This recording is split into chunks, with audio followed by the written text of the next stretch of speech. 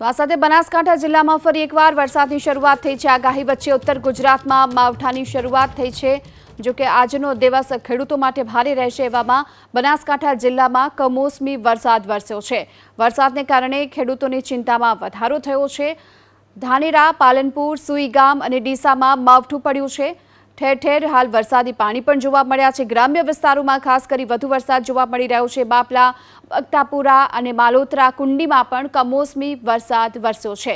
ખેતરોમાં પડેલો જે પાક છે તેને બચાવવા માટેના ખેડૂતો પ્રયાસ કરતા જોવા મળી રહ્યા છે। ભારે પવન સાથે કમોસમી વરસાદની શરૂઆત થઈ।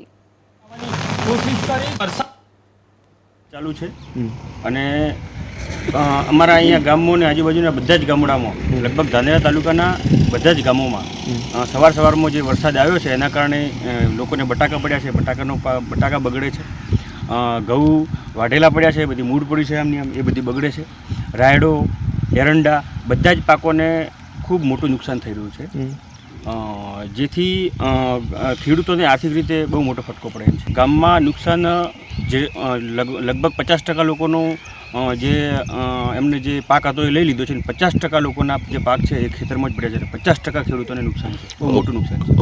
તમને દ્રશ્યો બતાવવાની કોશિશ કરીશ। આ બોર્ડર વિસ્તારના ગામડાઓના દ્રશ્યો છે જે ત્યાં તૈયાર પાક જે તે પાક પલળી રહ્યો છે, તો બીજી તરફ વહેલી સવારથી જ વરસાદી વાતાવરણ છે। આ કમોસમી માવઠું ક્યાંક ખેડૂતો માટે મુશ્કેલીરૂપ સાબિત થયું છે। તમે જોઈ શકો છો તે પ્રમાણે જ હાલ વરસાદ છે તે વરસાદ પણ વરસી રહ્યો છે। તો બીજી તરફ આ ઘઉંનો પાક છે તે તૈયાર પાક ખેડૂતોએ મહેનતે ભેગો કરી રાખ્યો હતો, તેના ઉપર પાણી ફર્યું છે। તમે જોઈ શકો છો તે પ્રમાણે જ વાછોલ, કુંડી, બાપલા સહિતના જે વિસ્તાર છે ત્યાં વરસાદની શરૂઆત છે। મારી સાથે ખેડૂત છે, સીધી વાત કરીશું। કાકા, કેટલા વાગ્યાથી વરસાદ છે? સવારમાં 6 વાગે ચાલુ થયો છે।